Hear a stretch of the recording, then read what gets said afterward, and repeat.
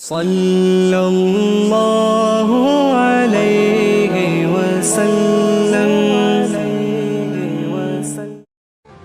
مالی پریشانی، پہلی بات تو یہ کہ اتنی بڑی پریشانی نہیں جس کو سوار کیا جائے۔ آیت پڑھوں گا قرآن پاک کی، اور میرا خیال ہے کہ بہت ساری پریشانیاں تو قرآن مجید کے لفظوں سے دور ہو جائیں گی۔ سورہ ہود ہے، اس کی آیت نمبر 6 ہے، 12ویں سپارے کی پہلی آیت ہے۔ کیا انداز ہے، اور میرے رب کا کتنا من موہ لینے والا اور دل کو چھو لینے والا انداز ہے۔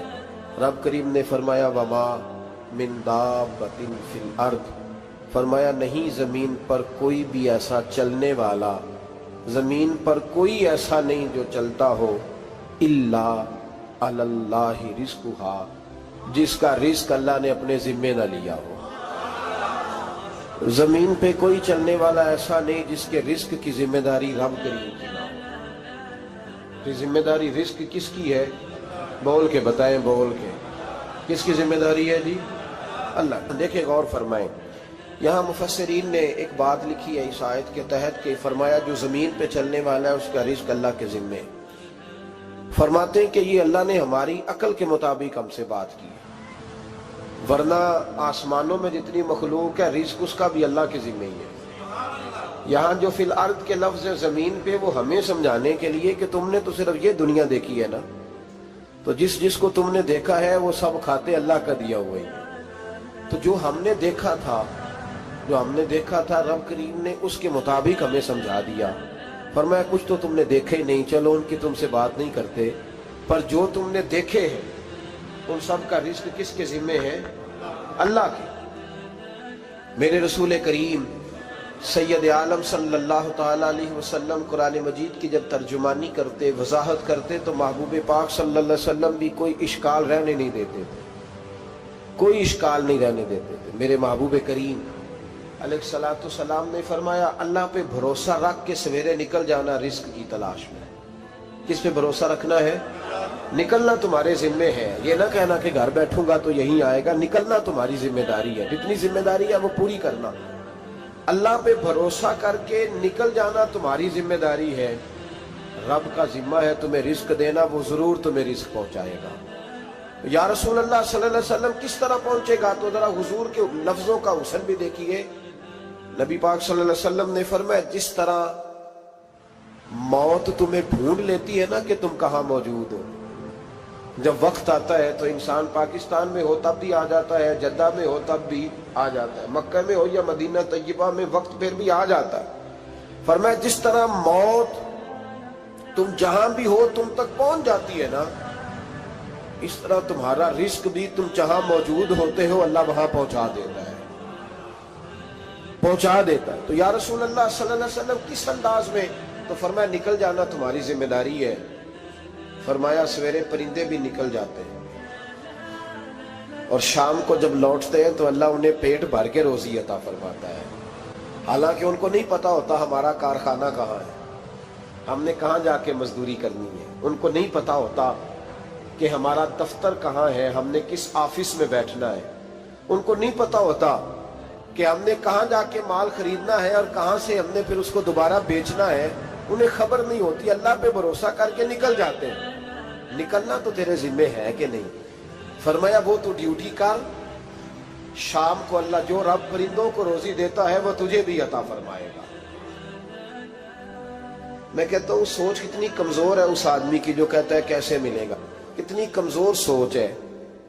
جو رب بیل کو روزی دیتا ہے، بکری کو روزی دیتا ہے، اس زمین اس دھرتی پہ اگر بسنے والا اونٹ بھوکا نہیں سوتا، چلیں یہ تو پالتو جانور ہوتے ہیں، اس دھرتی پر بسنے والی اگر بلی اور کتا روٹی کھا کے سوتے ہیں تو اشرف المخلوقات ہے۔ تو نے اپنے ذہن میں کیا ٹینشن پال لیا ہے کہ نہیں آئے گا تو مر جاؤں گا، کیا بنے گا، کس طرح ہوگا؟ تو کیوں اتنا پریشان ہو گیا؟ بھائی مالی پریشانی سب سے زیادہ اس بندے نے اوڑھ لی ہے جس کی توکل کی بات کمزور ہو گئی ہے۔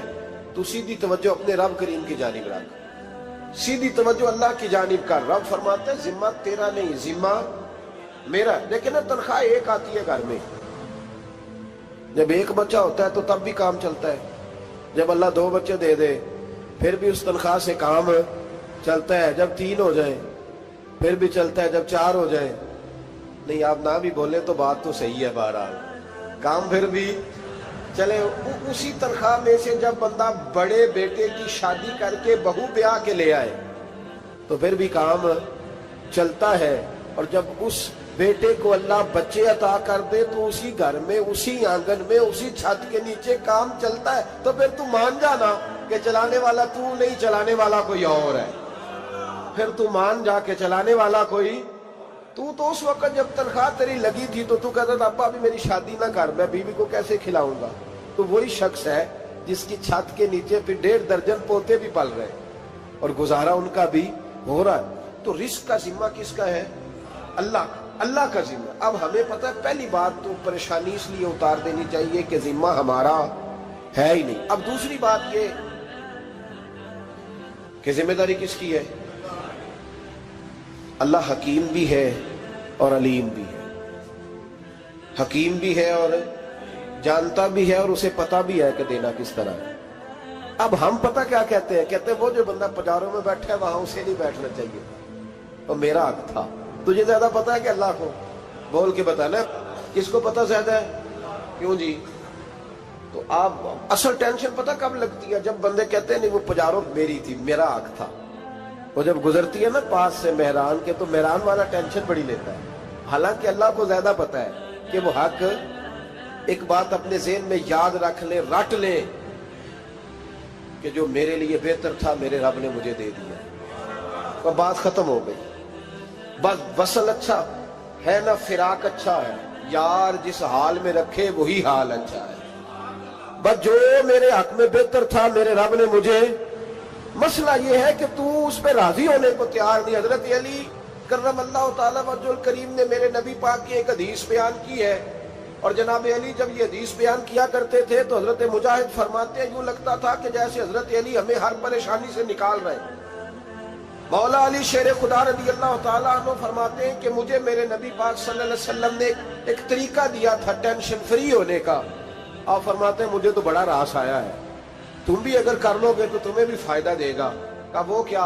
हजरत अली कहने लगे महबूब अलैहिस्सलाम ने फरमाया था लोगों तुम अल्लाह के दिए हुए थोड़े रिस्क पे राजी हो जाओ, वो तुम्हारी थोड़ी इबादत से तुमसे राजी हो जाया करेगा। बस तुम 2 नफल भी पढ़ोगे तो अल्लाह राजी हो जाएगा। तुम 1 रुकू भी सवेरे उठ के पढ़ोगे तो वो राजी हो जाएगा। वो तुम्हारे 313 दरूद शरीफ से राजी हो जाएगा। तुम उसके दिए हुए थोड़े रिस्क से राजी हो जाओ। टेंशन इसलिए होती है कि हम राजी नहीं जो उसने हमें दिया है। वो हाल में मजीद की जो दौड़ है ना, हाल में मजीद की, बेकदरा कुछ कदर न जाती, कीती खूब तसल्ली हूँ, दुनियादार पुजारी जरदे, कुत्तियां दे गल टल्ली हूँ, बुक बुक रोशन अखियां तकियो वेख हवेली कल्ली हूँ, ते कूच नसीर असां जद कीती पै जानी थरथल्ली हूँ। तो याद रखें ये जो है ना मुसीबत के माल आ क्यों नहीं रहा? वो सामने वाला प्लाट मेरे घर के सामने है घर के सामने, पर रजिस्ट्री मेरे नाम क्यों नहीं? ये मुसीबत सांस नहीं लेने देती।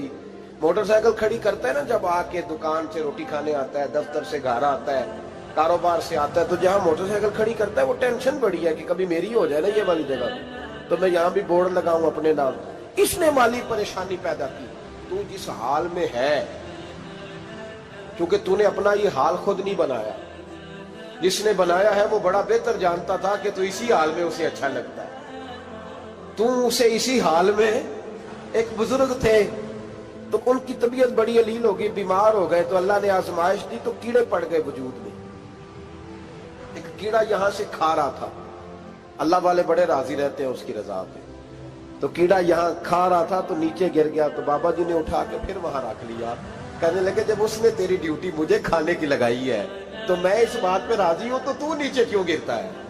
बट ठीक है खा, जब उसने तुझे ड्यूटी जो तेरी लगाई। सालबा बिन अब्दुर रहमान एक सहाबी थे, सालबा गालिबन,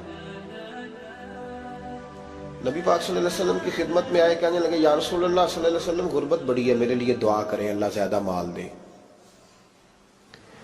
तो महबूब सल्लल्लाहु अलैहि वसल्लम ने फरमाया तो जिस हाल में अच्छा है वो तेरे लिए बेहतर है, इसमें तू है वही हाल तेरे लिए मुश्किल है ना ये जवाब सुनना।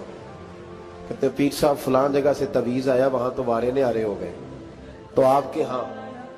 تو میں کہتا ہوں یہ تویز دینے والا اگر تویز دے کے امیر بناتا ہے تو پہلے خود کیوں نہیں بنتا؟ یہ خود تو 150 کا تویز بیچ رہا ہے، اپنی بیچارے کی حالت یہ ہے.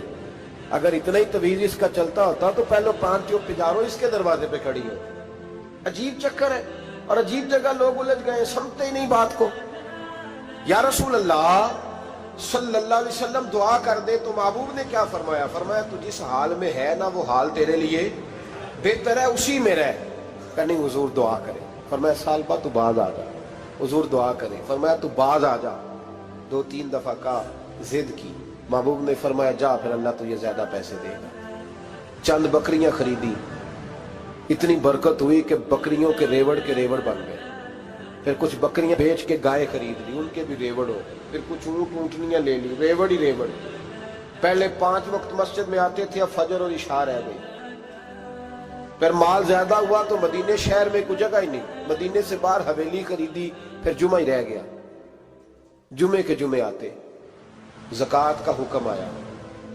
میرے نبی کریم علیہ السلام نے حضرت ابو ہریرہ کو بھیجا. فرمایا جا اسے کہہ تیری زکوٰۃ بنتی ہے 2.5%. 10 کروڑ روپیہ ہو تو کتنی زکوٰۃ بنتی؟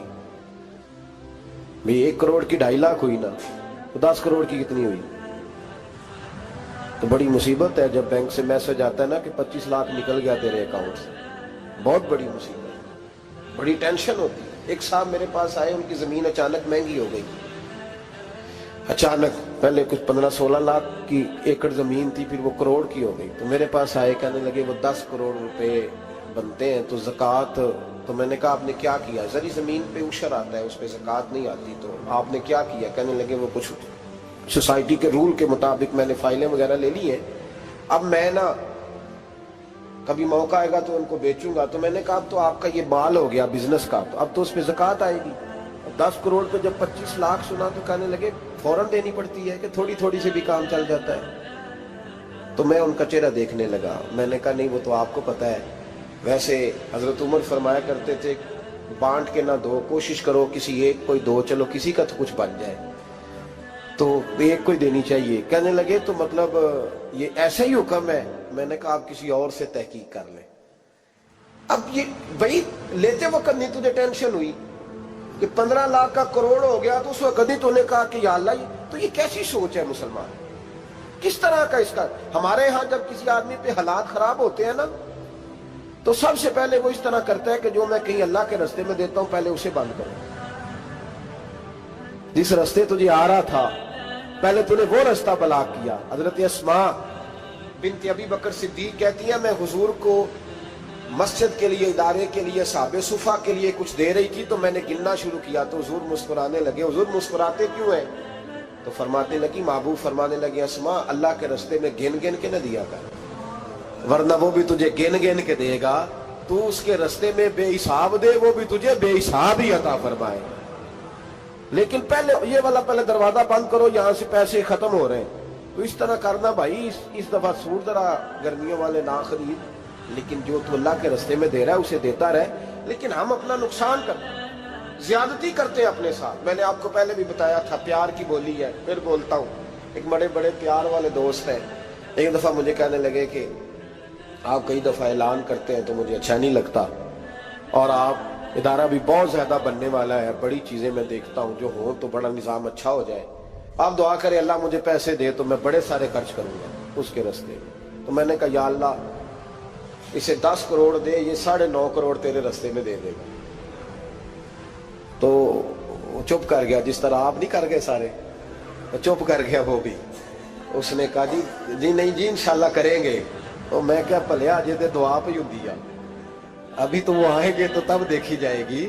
تو یہیں اڑ گیا ہے. یعنی 9.5 کروڑ اللہ کے رستے میں خرچ کرنے کی دعا پہ بھی آمین کوئی نہیں کہتا کہ چلو آمین ہی کہہ دے. تو میں کہا تینوں تے 50 لاکھ بچتا سی پیا، لیکن تو اس سودے پہ تیار ہے. جب یہ سوچ ہوتی ہے، یہ غلط سوچ ہے. یہ بات تو اگر تے مسکرانے والی، لیکن یہ سوچ صحیح نہیں. حضرت عثمان غنی رضی اللہ تعالیٰ عنہ کہتے ہیں جس وقت نبی پاک صلی اللہ علیہ وسلم نے اعلان کیا نا جنگ کے موقع پر کہ 800 سپاہیوں کا خرچہ چاہیے، کہتے ہیں میرے پاس 600 کا تھا. یہاں ایک روایت میں حضور نے 1000 کا اعلان کیا تو میرے پاس 800 کا تھا. جب 2-3 دفعہ نبی پاک نے اعلان کیا تو کہتے ہیں میں نے کھڑے ہو کے کہا یا رسول اللہ پورا 800 میری طرف سے. کہتے ہیں میں نے 200 سپاہی کا خرچہ ادھار اٹھایا لیکن پورے 2 مہینے نہیں گزرے تھے رب کریم نے مجھے کئی گنا کر کے پیسے واپس عطا فرما دیے. پر بات تو یہ ہے کہ تیری وہاں لو لگی ہو, تو تجارت کرتا ہے ان لوگوں کے ساتھ جو کیا دے سکتے. تو سالبہ کے پاس حضور نے پیغام بھیجا. پہلے تو کہا تیرے لیے بہتر نہیں مال. جب اصرار کیا تو اب بڑی برکت ہو گئی, بڑا آیا تو فرمایا زکوٰۃ دے, 2.5 زکوٰۃ ہے. جب سوچا کہ 5 اونٹوں پہ ایک بکری جائے گی اور بڑا سارا مجھے دینا پڑے گا, اب جب غور کیا تو یہ تو نہ کہا کہ میں نہیں دیتا. حضرت ابو ہریرہ سے کہنے لگے نبی کریم علیہ السلام کی خدمت میں عرض کرنا کہ میں خود آؤں گا. حضرت ابو ہریرہ نے آ کے عرض کی یا رسول اللہ صلی اللہ تعالی علیہ وسلم. حضور وہ کہتے تھے میں خود آؤں گا. تو کہتے ہیں محبوب نے ٹھنڈی سانس لی, فرمایا اسے کہا تھا کہ تیرے لیے مال بہتر نہیں, اب ہلاک ہو گیا. ہائے افسوس, ہلاک ہو گیا. ان کو بھی تھوڑی دیر کے بعد احساس ہوا کہ یہ میں نے کیا کیا. نبی پاک کوئی کہہ دیا نہیں ہے, حضور کو کہہ دیا بعد میں آؤں گا. اب دوڑے آئے, عرض کی حضور میں سارا کچھ لے کے آیا ہوں, قبول کر لیں. محبوب نے فرمایا گویا بلال حبشی کی خشک کھجور بھی قبول ہے اور صہیب رومی ایک اٹی بان کی لائے تو وہ بھی قبول ہے, اور عمار بن یاسر اور مصعب بن عمیر اگر 2 دینار دے جائیں اور کوئی پرانا جوڑا کسی سپاہی کے لیے چھوڑ جائے تو وہ بھی قبول ہے. لیکن تو اپنا لاکھوں لے کے چلا جا, تیرا کوئی نہیں قبول. معاف کر دیں. فرمایا جا معاف کیا, پر پیسے لے کے نہ آنا. اگلے سال پھر آئے, بندے ہوئے ہاتھ ہیں. محبوبہ میں دولت کا کیا کروں گا, آگ لگانی ہے, قبول کر لیں. فرمایا تو لے جا, تیرا نہیں قبول. گرا جو ان کی نگاہ سے وہ سنبھل نہیں سکتا. حضور نے وصال ظاہری کیا تو جناب صدیق اکبر کے پاس آئے, لاکھوں کا مال. ابو بکر قبول کر لو. تو جناب صدیق اکبر کہنے لگے اس کا کر لو جس کا نبی نے نہیں کیا, چل جا, کوئی نہیں چاہیے. حضرت عمر کے زمانے میں قحط پڑ گیا, بارشیں نہیں ہوتی, غلہ نہیں ملتا, حالات خراب ہے, مالی طور پہ بحران آ گیا, غربتیں, مجبوریاں, تکلیفیں. آ کے روئے, عمر میرا قبول کر لو, مجھے معافی تو مل گئی تھی نا. فرمایا معافی اپنی جگہ پہ, پر جس کا مصطفیٰ نے قبول نہیں کیا. بہت سارے لوگوں کو پتہ ہی نہیں کہ ان کا قبول ہی نہیں ہوا, اور وہ الجھے ہوئے, انہیں خبر ہی نہیں کہ اصل بات کیا ہے. فرمایا جس کا مصطفیٰ کریم نے قبول نہیں کیا, اب ہیرے اور جواہرات بھی لے کے آئے تو بھوکے مریں گے, پر اس کا قبول, اس بات پہ راضی رہو اس حال میں اللہ نے رکھا ہوا, اس حال میں راضی رہو. جو مصیبت ہے نا دیکھنی کہ وہ بھی میرے پاس, تمہیں کیا پتا, کبھی پوچھ تو صحیح اس سے وہ کس مصیبت کا شکار ہے. جو مالی طور پہ بڑا امیر ہے تو اس کی طرف دیکھ کے اپنا دل برا کرتا ہے. بس جس حال میں رب نے رکھا ہے اس حال میں رہ. حضرت عثمان غنی کے زمانے میں تو وہ وصال کر گئے, لیکن بھائی تو جس حال میں تیرا رب تجھے رکھتا ہے اس حال میں رہ, تیری مالی پریشانیاں ختم ہو جائیں گی. میں نے پہلے بھی شاید آپ کو ایک دفعہ کہا تھا, میں تعلیم سے فارغ ہوا تو میرے ایک استاد اور میرے کچھ دوست کہنے لگے افریقہ آ جائیں آپ, بھائی بہت بڑا ادارہ ہے, اس کو چلائیں, اس کو سنبھالیں. میری والدہ سے میں نے کہا, اس طبیعت ہوتی ہے نا انسان کی, میرا بھی دل لگ گیا. میری اماں پڑھی نہیں تھی لیکن اللہ نے دانائی بڑی عطا فرمائی تھی, حکمت بڑی تھی, سیانی بڑی تھی. تو میں نے کہا اماں جی تو مجھے ساؤتھ افریقہ کی دعوت ہو رہی ہے تو آپ کیا کہتی ہیں. تو اٹھ کے میرے پاس آ گئے اور مجھے انہوں نے اپنے بازوؤں میں لے لیا, پھر میرا ماتھا چوما, کہنے لگی پتر میں تے وال بھی نہ پوٹ کے دیوا کسی نے, ہم نے دولت کا کیا کرنا, تو اللہ کا نام لے کے کہیں بیٹھ جا, رب کریم رونقیں لگا دے گا, خیر ہو جائے. تو میرے بھائی یاد رکھیں ان چیزوں سے تھوڑا سا دیکھیں نا, قناعت کریں, جو اللہ نے دیا اس پہ راضی ہو جائے. اللہ بڑا مہربان ہے, وہ آسانیاں کر دیا کرتا ہے.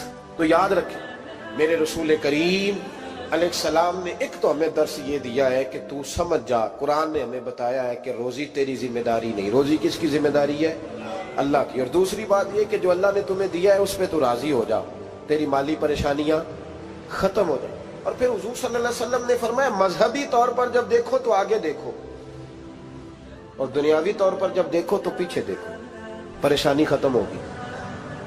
مذہبی طور پر جب دیکھو, جو 5 نمازیں پڑھتا ہے وہ تہجد پڑھنے والے کو دیکھے, اور جو تہجد پڑھتا ہے وہ اشراق چاشت پڑھنے والے کو دیکھے. اور جو بندہ اشراق و چاشت پڑھتا ہے پھر اس کو دیکھے جو سارا دن مصطفیٰ پہ درود پڑھتا ہے. اوپر دیکھے کہ میں نے اور نیک ہونا ہے اور نیک. اور جب مالی معاملہ ہے تو پھر نیچے دیکھ. اگر تو بیٹھا نا پجاروں پہ تو پھر ٹوڈی والے پہ نظر کر اس کا کیا حال ہے. اور اگر تو وہاں بیٹھا ہے تو دیکھ مہران والا بھی تو گاڑی چلا ہی رہا ہے. اور اگر تو وہاں ہے تو موٹر سائیکل والا دیکھ. اور تو وہاں ہے تو پھر سائیکل والے پہ نظر. اور اگر تو سائیکل والا ہے تو پیدل والے کو دیکھ. اگر تو کرائے کے مکان میں رہتا تو پھر جھونپڑی والے کو دیکھ. اور اگر تو جھونپڑی میں رہتا ہے تو پھر بھی پریشان نہ ہونا. کچھ ایسے بھی ہیں جنہیں جھونپڑی بھی نصیب نہیں, جو سڑک پہ لیٹے ہوئے. اور اگر تو تندرست ہے نا تو کبھی جا کے اسپتال میں دیکھ حال کیا ہے, لوگ کس حال میں. تو ہم شکر نہیں ادا کرتے. اس کا نقصان کیا ہوتا ہے, نعمتیں چلی جاتی ہیں. اللہ فرماتے ہیں لئن شکرتم لازیدنکم, تو شکر ادا کر میں نعمتوں میں اضافہ کر دوں. تو بھائی مالی پریشانی کا تیسرا سبب یہ ہے کہ ہم دیکھتے ہیں مالی طور پر اوپر, تو پھر ہمیں طبیعت بگڑتی ہے. اور پھر مالی پریشانیوں کے کچھ اور اسباب بھی ہیں. امام شافعی فرماتے ہیں جن گھروں میں لوگ فجر کی نماز کے وقت سوئے ہوتے ہیں ان گھروں میں رزق نہیں آتا. آپ فرماتے ہیں فجر کا وقت اللہ کے دینے کا وقت ہے, اس وقت اللہ بانٹتا ہے. حضور صلی اللہ علیہ وسلم کا فرمان ہے نا حدیث میں کہ تہجد کے وقت اللہ پہلے آسمان پہ نزول اجلال فرماتا ہے جو اس کی شان کے لائق ہے تہجد کے وقت. اور وہ کہتا ہے مانگو میں تمہیں عطا کروں گا. لینے کی باری آئے تو بندہ سمیٹ سماٹ کے اندر گھس جائے. ہمارے ہاں یہ ہوتا ہے کہ عشاء کے بعد بچے بیٹھتے ہیں موبائل لے کے, تہجد کا وقت آتا ہے تو ان کی آنکھیں بند ہونی شروع ہوتی. تو لینے کے وقت تو سویا تھا, ذرا مسئلہ کیسے حل ہوگا بھائی. جب کوئی آدمی خیرات بانٹ رہا ہو تو جو پیالہ پیچھے کر لے اسے ملے گا. کہتے اس وقت آنا جب میں بانٹ رہا تھا, اب تو کدھر آ گیا ہے. مثال دے رہا ہوں. تو فجر کا وقت مانگنے کا ہے, تو ساری رات تو گزر گئی گیمیں کھیلتے, ٹی وی دیکھتے, اور جو لینے کا وقت تھا تو سو گیا, تو کیسے آئے گا تیرے پاس. تو اٹھے سویرے بندوں سے مانگ کے دیکھ لیا, بڑی عزتیں خراب ہوئی. فجر کا وقت اٹھ کے جھولی پھیلائے. میرے رسول پاک علیہ السلام فرماتے ہیں, رب فرماتے ہیں جب بندے میرے آگے جھولی پھیلاتے ہیں مجھے شرم آتی ہے. مٹی دا تو مٹی ہونا قاضی بلے بلے, اج مٹی دے اتے بندیا کل مٹی دے تھلے ہو بندیا. مٹی دیا ہو بندیا مٹی دیا, ہو بندیا مٹی دیا. کسے ذات نہیں پوچھنی تیری, منجا چک دیا لانی نی دیری.